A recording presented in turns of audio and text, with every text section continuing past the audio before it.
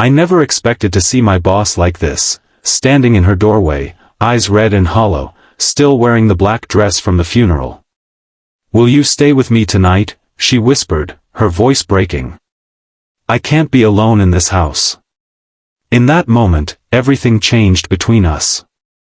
If you've ever wondered how tragedy can transform relationships in unexpected ways, this story might touch your heart. If it does, please consider liking this video and subscribing to see more stories that explore the depths of human connection. The rain fell steadily as we left the cemetery that afternoon. I had worked under Victoria Harmon for 3 years at the architectural firm, always maintaining a respectful professional distance.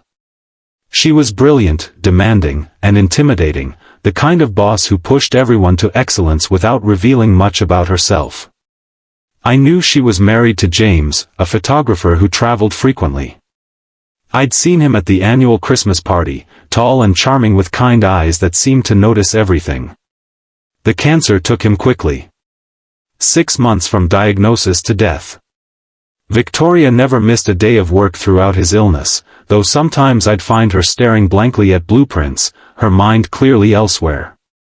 At the funeral, I stood at the back of the church, watching her perfect posture as she sat in the front pew. Not once did she cry publicly. She thanked everyone for coming with the same composure she displayed during client presentations. Only I noticed how her hands trembled when she accepted condolences. I hadn't planned to drive her home. But when the service ended and the crowd thinned, I saw her standing alone by her car, keys dangling uselessly from her fingers. "Victoria," I said, approaching cautiously. "Would you like me to drive you?" She looked at me as if trying to place my face. "Michael," she finally said. "Yes. Thank you." The drive to her home was silent. A modernist structure on the outskirts of town that she had designed herself. All glass and angles against the wooded landscape. "Would you like me to walk you in?" I asked when we arrived. She nodded, still not speaking. Inside, the house felt cavernous. Photos of James covered one wall, James on mountains, beside oceans, in deserts.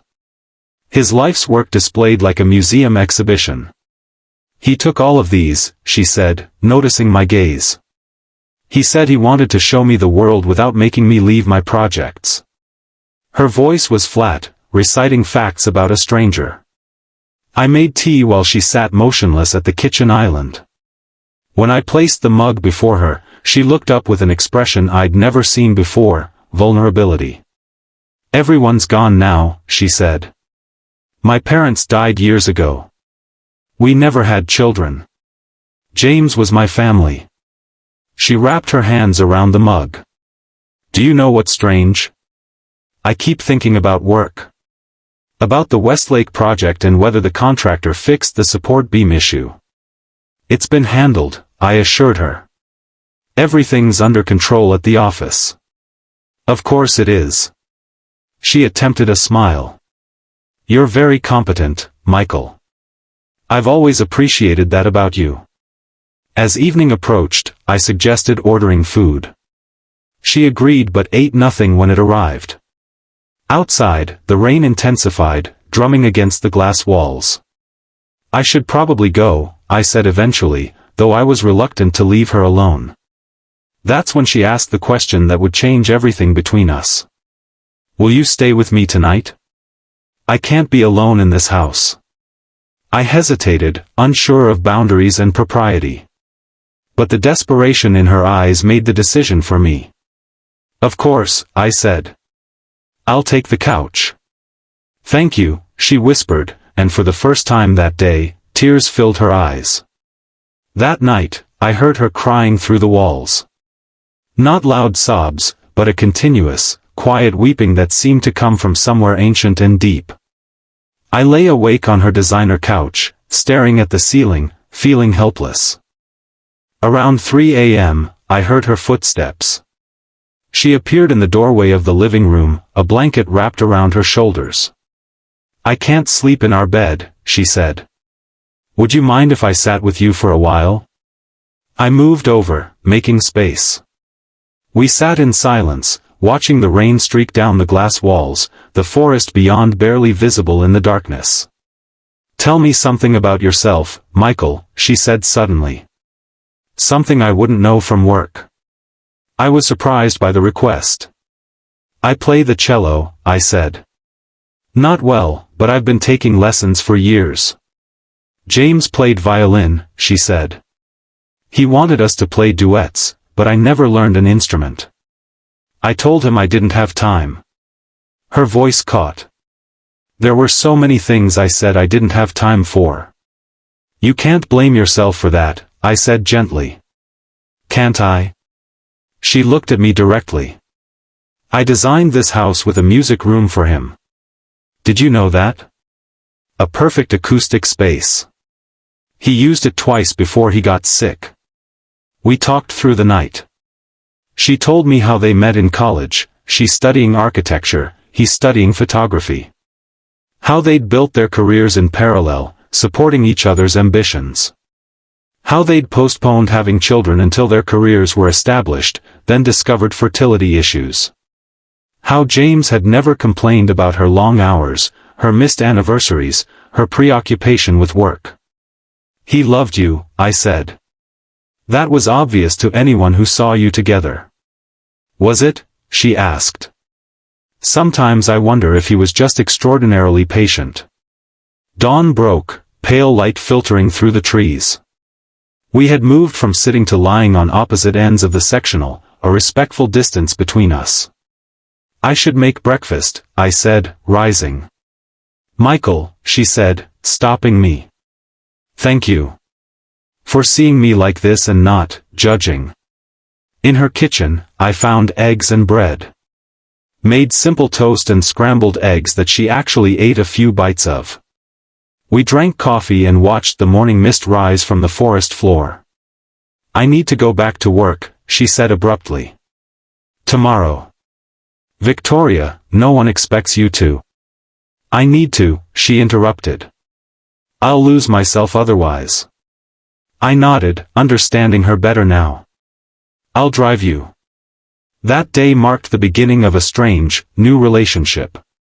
At work, she remained my boss, professional, demanding, focused. But several evenings a week, I would drive her home. Sometimes we would work side by side on the Westlake project. Sometimes we would talk about James, or music, or architecture. Sometimes we would simply sit in companionable silence. 3 months after the funeral, she asked me to help clear out James's darkroom. It was the one room in the house I hadn't seen, a converted basement space where he developed his film photographs the old-fashioned way. "I've been avoiding this," she admitted as we descended the stairs. "But the chemicals shouldn't sit unused." The darkroom was a time capsule. Prints hanging on lines. Half-developed negatives. A mug of coffee, long evaporated. His presence was palpable here. Victoria stood frozen in the doorway. I thought she might retreat, but instead, she stepped forward and picked up a stack of prints. "These are from his last trip," she said, her voice steady. "Peru." He was photographing indigenous architecture. We spent hours sorting through his work. Magnificent landscapes. Intimate portraits. Architectural studies that clearly reflected his understanding of Victoria's passion. And then we found them, dozens of photographs of Victoria. Victoria working at her desk. Victoria sleeping.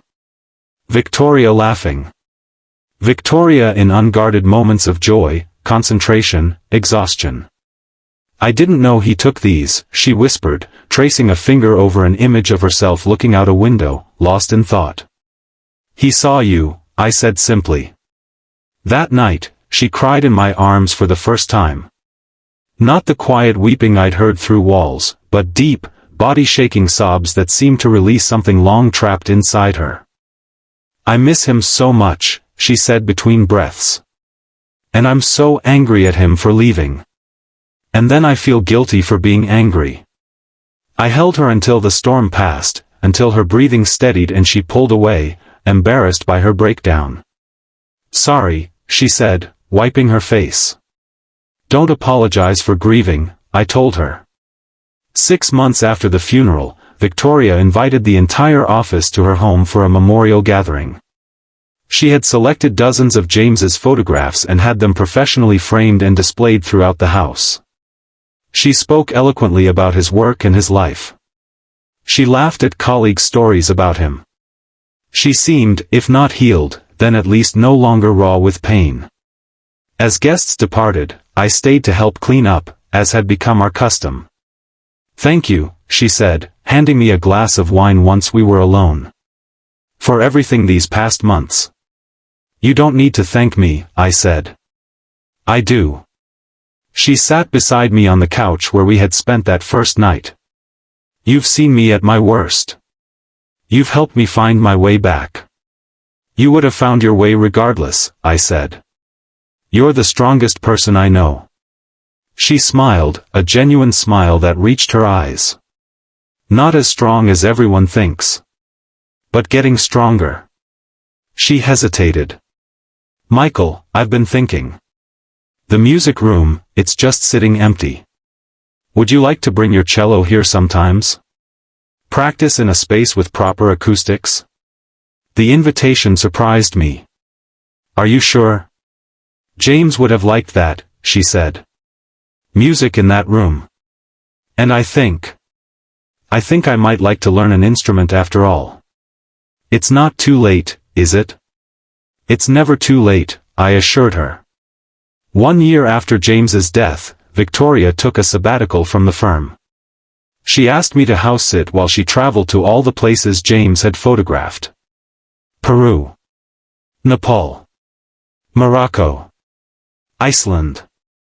"I need to see these places through my own eyes," she explained. "Not just through his lens." She was gone for 3 months. During that time, I lived in her house, watered her plants, and practiced my cello in the music room. I missed our evenings together more than I had expected to. When she returned, she seemed transformed. There was a lightness to her I had never seen before, even in the years before James's illness. "I found something on my travels," she told me over dinner her first night back. "Perspective, I suppose." James lived fully. He didn't postpone joy. That was my habit, not his. She reached across the table and took my hand. "I've been thinking about us, Michael." My heart stuttered. "Us? You've become important to me," she said carefully. "More than a colleague. More than a friend who helped during a crisis. I don't know exactly what that means yet, and I'm not ready to define it. But I wanted you to know." I squeezed her hand. "There's no rush," I said. "We have time." 2 years after that rainy funeral day, Victoria and I stood in the music room.